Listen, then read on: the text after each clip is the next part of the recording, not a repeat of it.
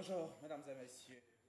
Ce 6 heures, l'Adaye Kessié, célébration de la culture bron dans toutes ses dimensions, s'est tenue à Tabagne dans le département de Bondoko du 30 octobre au 4 novembre dernier. Hier donc, cette célébration a enregistré la présence du vice-président de la République, Daniel Kablan-Duncan, qui avait à ses côtés plusieurs membres du gouvernement venus s'imprégner des valeurs culturelles du royaume bron. Serge Collier. Le kété et le bento, deux danses à la gestuelle gracieuse. Deux rythmes qui symbolisent la noblesse royale en pays bron. C'est le plateau artistique qui a été choisi pour accueillir le vice-président, invité de marque de l'Adaye Kessié 2018. Daniel Kablan-Duncan et les autres invités bien installés, la parade des chefs peut commencer. Les princes des 5 provinces, membres du gouvernement bron, les chefs de canton et des villages étalent la richesse culturelle de ce peuple dont les ramifications s'étendent jusqu'au Ghana voisin. Les 37 alliés du royaume sont également de la partie. L'Adaye Kessié met cette année les alliances interethniques en avant, comme le témoigne ce discours du porte-parole du royaume, interrompu par les autres alliés à Caen. Chers alliés du peuple baoulé, Agni. Qui t'a donné permission? Tu as demandé permission à qui? Mais toi-même, tu es qui même? Nous sommes les Akans qui vous commandent. Toi, esclave du Moronou, tu viens voir m'interrompre? Tu peux m'interrompre? On peut vous interrompre à tout moment. C'est pas possible. Si tu veux, nous allons devant le roi. Même le on vice-président ne peut pas m'arrêter. Après un conciliabule, dans la pure tradition, l'entente revient. Moment choisi par les différents intervenants pour saluer cette tribune qui garde intactes les valeurs culturelles et patrimoniales bron. Le vice-président se félicite de la renaissance de l'Adaye Kessié après 31 ans de silence. Majesté, Excellences, Mesdames et Messieurs, chers parents du royaume bron, le président de la République, son Excellence M. Alassane Ouattara, m'a demandé de vous traduire à la fois sa fierté et sa solidarité pour cette manifestation qu'il soutient hautement. Puisant aux sources profondes et séculaires du riche patrimoine bron, l'Adaye Kessié représente une part significative de l'héritage civilisationnel et culturel du peuple bron. Je voudrais surtout me féliciter de ce que, par-delà son aspect festif, l'Adaye Kessié soit un véritable facteur de consolidation de la paix, la cohésion sociale et, en un mot, du vivre ensemble.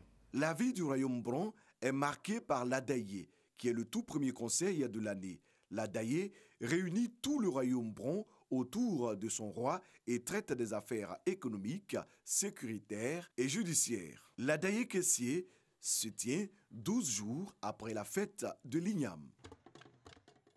De la célébration de la culture bron à la célébration de la culture Nzima Kotoko. L'Abissa 2018 aura bel et bien lieu. Ce sera le 10 novembre prochain. C'est ce qui ressort de la rencontre entre le comité d'organisation et les garants de la tradition Nzima Kotoko ce dimanche. Le mercredi 7 novembre prochain aura donc lieu une grande cérémonie de purification de la place Abissa, après quoi suivra la cérémonie festive prévue pour le samedi 10 novembre de 16h à 18h. Nos équipes seront sur place pour vous faire vivre cet événement.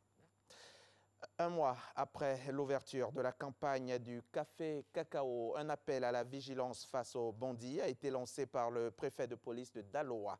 Au cours d'une tournée de sensibilisation des acteurs de la filière du café cacao de la région du Haut-Sassandra, l'autorité policière a recommandé aux opérateurs de la commercialisation la protection de la campagne policière lors des déplacements des fonds. Ceci en vue de réduire les braquages durant la campagne. Ngana Konaté. La police de Daloa en tournée d'échange et de sensibilisation avec les opérateurs de la commercialisation du café et du cacao. Au cours de cette rencontre avec la communauté burkinabé, le préfet de police a appelé les acheteurs et sociétés coopératives à la vigilance. Ouattara Lansina explique le mode opératoire des bandits, souvent postés devant les banques ou après les corridors. Là, dans leur groupe, il y a un qu'on met sur vous. Ça peut être un de vos bons petits. Donc, quand tu vas à la banque, il sait que tu allais chercher l'argent. Donc, il met aussi un de leurs membres devant les banques. Donc, ceux-là, il te dit, il est rentré, il a pris. Quand il signale, maintenant, on va voir si tu vas retourner au magasin ou bien si tu vas aller hors de la ville. Ils mettent un de leurs complices après le corridor. Donc, dès que tu dépasses le corridor net, ils ont des motos Apache qui sont rapides ou des véhicules sport rapides. Ils les prennent pour vous attaquer devant. Des échanges qui ont permis d'attirer l'attention des acheteurs lors des mouvements de fonds des coopératives sur le terrain. Depuis l'année passée à cette période, nos compatriotes ont été attaqués à plusieurs reprises. Il y a certains qui ont perdu les sommes de 50, de 90 millions, de 40 millions. Et cette année, grâce à la vigilance de la police, nous sommes un peu en sécurité. Nous souhaitons que cette année soit vraiment une année vierge au niveau des braquages. Les acheteurs issus de la communauté libanaise ont aussi bénéficié des conseils du préfet de police. Ouattara Lansina a fortement recommandé la protection de la police lors des déplacements des fonds. Avec la coordination du 1er arrondissement, la police de Daloa a fait un grand travail. On a senti un grand changement. On a constaté, on a vu de nos yeux et on a même assisté au tribunal tous ceux qui ont été arrêtés il n'y a pas longtemps, écroués de l'autre côté. Ça veut dire que la justice existe. Durant la campagne précédente, plusieurs acheteurs de la région du Haut-Sassandra ont été victimes de braquages. Les acteurs de la commercialisation sont donc appelés à la vigilance. Reportage signé Ngana Konaté, notre correspondant à Daloa. Refermons ce 6 heures avec ce mot de religion. Les fidèles chrétiens de l'église missionnaire prophétique de la Moisson ont témoigné leur reconnaissance à Dieu hier dimanche.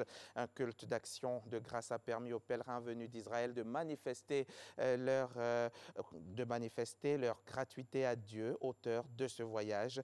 À cette cérémonie de reconnaissance, les chrétiens ont été exhortés à cultiver l'amour du prochain et à vivre dans l'obéissance à la parole de Dieu. Le reportage de Frédéric Oulaye et Abou Sanogo dans nos prochains journaux. Et c'est la fin de ce journal. Merci de l'avoir